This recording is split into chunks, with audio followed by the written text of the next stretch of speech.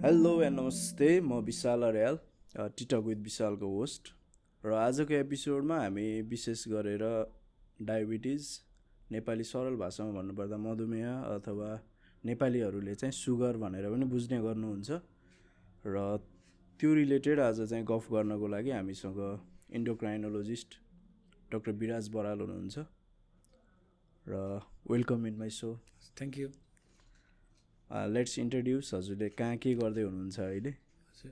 हाल म विगत 2 महिनादेखि नेपाल मणिपाल शिक्षण अस्पतालमा कार्यरत छु र साथसाथै बेलुकाको समयमा चाहिँ city diabetes thyroid and hormone क्लिनिकमा इन्डोक्राइनोलोजी सम्बन्धी परामर्श सेवाहरू दिइरहेको छु।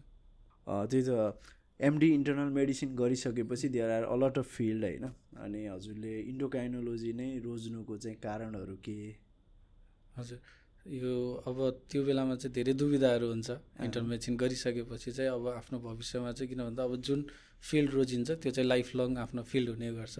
त्यसमा चाहिँ अब मेरो इन्डोक्राइनोलोजी रोज्नुको कारण भनेको चाहिँ मैले चाहिँ कुन प्रकृतिको बिरामीहरूलाई धेरै न्याय दिन सक्छु भन्ने कुरा आफूलाई चाहिँ एमबिबिएस जोइन गरेपछि नै थाहा हुन्छ धेरै व्यक्तिहरूमा। सो त्यो हेर्दाखेरि चाहिँ म इन्टरनल मेडिसिन गरेरै इन्डोक्राइनोलोजीमा दिएँ भने मैले जुन परामर्श दिन सक्छु र आफूले हेरेको बिरामीहरूलाई चाहिँ जस्टिस दिन सक्छु, न्याय गर्न सक्छु भन्ने कुरा चाहिँ मेरो प्राथमिकतामा थियो। र दोस्रो भनेको चाहिँ वर्क लाइफ ब्यालेन्स पनि हो। किन भन्दाखेरि हाम्रो यति स्ट्रेसफुल लाइफ, तनाव नै हाम्रो जब पूर्ण हुन्छ, त्यो कारणले गर्दाखेरि चाहिँ एउटा वर्क लाइफ ब्यालेन्स पनि मेन्टेन गर्न सकिन्छ भन्ने हिसाबमा इन्डोक्राइनोलोजी नै मेरो पहिलो रोजाइ हुन पुग्यो।